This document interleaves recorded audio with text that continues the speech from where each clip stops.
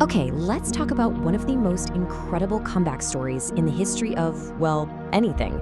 It's the story of Royal Enfield. This is a motorcycle brand that literally died in its home country, only to be reborn on the other side of the planet and become more successful than it ever was. It's a wild thought, isn't it? The very same British company that made bikes for 2 world wars just disappears from the UK? And yet today, it's an absolute global giant. So how on earth does that happen? To get it, we've got to go all the way back to the beginning. And what a beginning it is. Get this. Royal Enfield has been in continuous production for over 120 years. Just let that sink in for a second. That makes it the oldest motorcycle brand in the entire world that is still making bikes today. We're talking about a living, breathing piece of history on 2 wheels. All right, so let's start where it all kicked off, industrial Britain. This is the place where the whole identity of the brand and its most iconic motto was forged. You've probably heard this legendary tagline, "Made like a gun." Well, it's not just some clever marketing slogan. It's a direct nod to the company's actual roots. Way back in 1893, they landed a contract to supply super precise parts to the Royal Small Arms Factory in Enfield. To mark the occasion, they adopted the motto, "Made like a gun," which was basically a promise of rock-solid durability and precision. Their early days were packed with huge milestones. They started up in 1891, and their very first motorcycle rolled off the line in 1901. But in 1932, that was the real game changer. That's when the Bullet was born, a name that would stick with the brand for literally a century. And then, serving in both world wars really cemented their reputation for building machines that were just unbelievably tough. Okay, so now we get to the most important chapter in the entire Royal Enfield story. This isn't just about expanding the business. No, this is a complete shift in the brand's entire universe, moving from the UK all the way to India. And it all came down to this one single government contract. The newly independent Indian Army needed a super rugged motorcycle to patrol its huge borders, and they picked the Royal Enfield Bullet. But an order for 800 bikes was massive back then. So the parent company in the UK teamed up with a company called Madras Motors, and just like that, Enfield India was created. And this is where the brand story just splits right down the middle.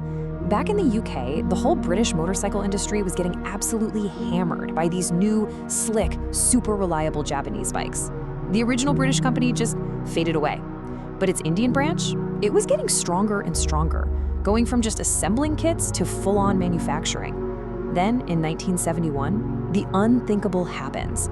The original British company goes bankrupt. It's gone. But in India, the production line didn't even slow down. Enfield India was suddenly the last one standing, the only guardian of the Royal Enfield name. But here's the thing. Just because they survived didn't mean they were doing well.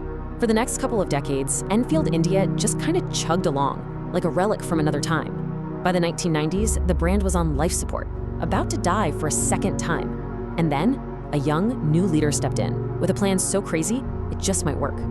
I mean, the situation was really, really bad. The bikes were known for leaking oil everywhere. They still had the gear shifter on the right side when literally the rest of the world had switched to the left. These new, efficient Japanese bikes were everywhere, and Royal Enfield was just hemorrhaging cash. It was so close to being shut down for good. And then, this guy, Siddhartha Lal, takes over as CEO in 2000. He's only 26 years old, and his plan was absolutely brutal but brilliant. He somehow convinced the parent company, Eicher Motors, to sell off almost all of their other businesses just to get the cash to save Royal Enfield. He focused everything on just the bikes and their truck division and poured every last resource into the one thing that mattered most, fixing the engine. And this was the silver bullet. It's called the Unit Construction Engine, or UCE. It was an engineering masterpiece that solved the old bike's biggest headaches. It basically combined the engine and the gearbox into one piece, which stopped the infamous oil leaks and made the bikes way more reliable. But, and this is the crucial part, they did it all while keeping that iconic thump sound that everybody loved. They fixed the bike, but they saved its soul. So now, with a reliable engine and a laser-sharp focus, Royal Enfield wasn't just surviving anymore. Oh no. It was ready to take on the entire world. And this is where the brand becomes the global powerhouse that we know today. The rocket fuel for this explosion was the classic 350.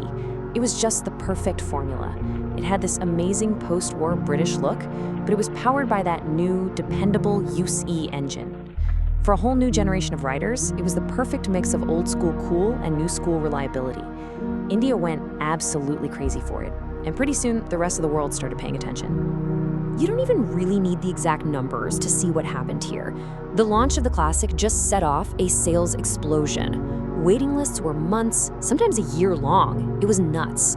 This one motorcycle completely changed Royal Enfield's destiny forever. And they rode that wave perfectly. They started building out a whole global lineup. First came the Himalayan, which basically created a whole new market for affordable adventure bikes. Then the 650 Twins. That was a masterstroke.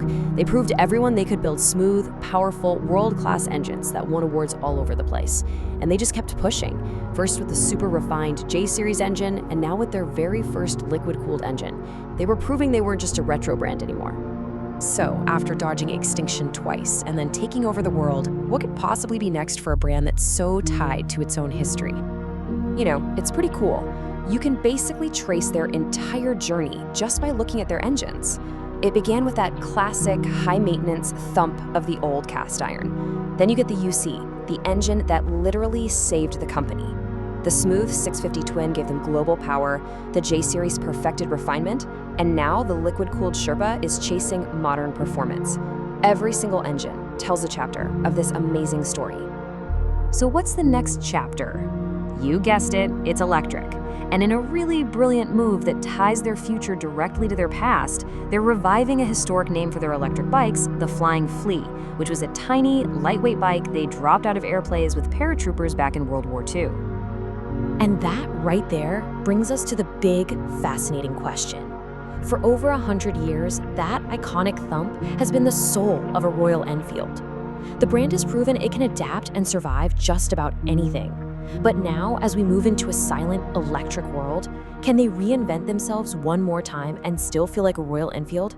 That's a story that's still being written.